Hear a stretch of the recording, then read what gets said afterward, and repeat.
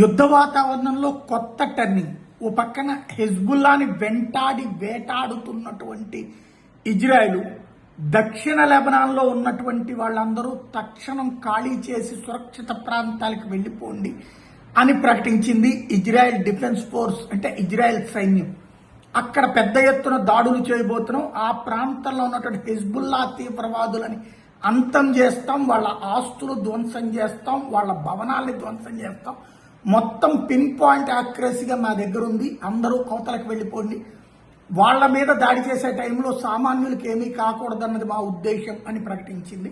Number 1. దాంతో Israel దళాలు దక్షిణ లెబనాన్ మీద భారీ ఎత్తున దాడులు చేయబోతున్నాయి. మరి దమ్ముంటే అక్కడ ఉన్నటువంటి హెజ్బుల్లా వాళ్ళు ఎదిరించి పోరాడి ఇజ్రాయెల్ని దెబ్బతీయాలి. మరి అలా చేస్తారా అంటే జనంతో కలిసి పారిపోతారు, లైక్ ఇంతకుముందు హమాస్ వాళ్ళ టైపులో. కానీ విడిగా భీకరమైనటువంటి ప్రకటనలు చేస్తారు.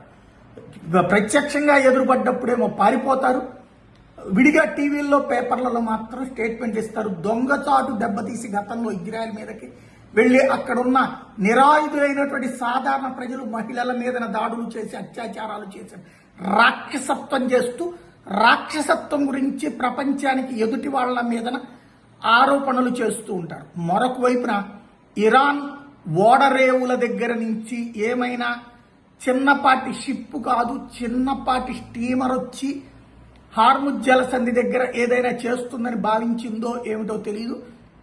అమెరికాకి సంబంధించిన బలగాలు ఇరాన్ పోర్టుల చుట్టూ మోహరించినాయి, ఇరాన్ని సవాల్ చేస్తున్నాయి.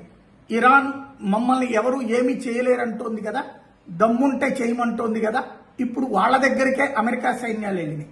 మరి అమెరికా సైన్యాలతో ఎదురు బొదురు నిలబడతారా, దమ్ముంది పోరాడతారా, లేకపోతే అమెరికా సైన్యం వచ్చినప్పుడేమో వెనక్కి వెళ్ళిపోయి ఆ తర్వాత మేము లేస్తే మనుషులం కాదని చెప్తారా చూడాలి.